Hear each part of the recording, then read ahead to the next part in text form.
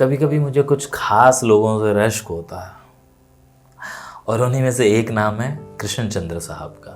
ये जनाब उस दौर के हैं जिस दौर का मंटो था और मैंने उनके बारे में बहुत कुछ पढ़ा है और पढ़ा ये भी है कि वो भी मंटो के दीवाने थे।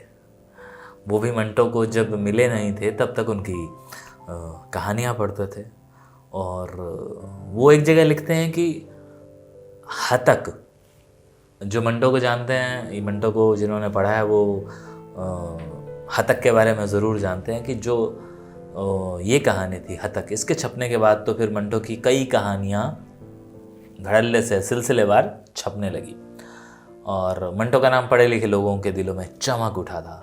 उन्हीं दिनों ऑल इंडिया रेडियो दिल्ली से इन्हें बुलावा आया था। हालांकि ये लिखते हैं कि मुझे बुलावा आया था, मैं उसी को पढ़ता हूँ। और मैं लाहौर से दिल्ली चला आया। मुझे यहाँ आए हुए 1 महीना भी नहीं हुआ था कि मंटो का पत्र आया कि वह दिल्ली आ रहा है और मेरे यहाँ ठहरेगा।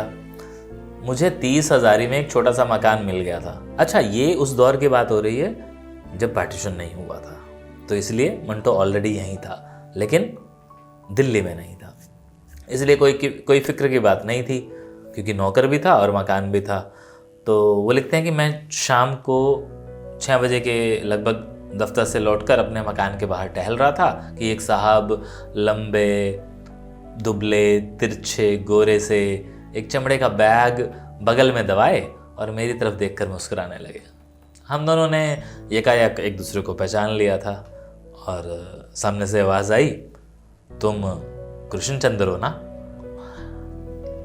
ये मंटो था और मैंने कहा मंटो, और हम दोनों एक दूसरे से लिपट गए। मंटो एक लंबा सा ओवरकोट पहने हुए था। कमरे के अंदर जाकर मंटो ने ओवरकोट उतार दिया और बैग को सोफे पर पटक दिया और खुद एक कुर्सी पर पांव सिकोड़कर इस तरह बैठ गया कि जिस तरह कन्हैया लाल जेब कतरे का पार्ट अदा करते वक्त बैठता है। मुझे बरबस हंसी आ गई। मैंने कहा लो सिगरेट पियो।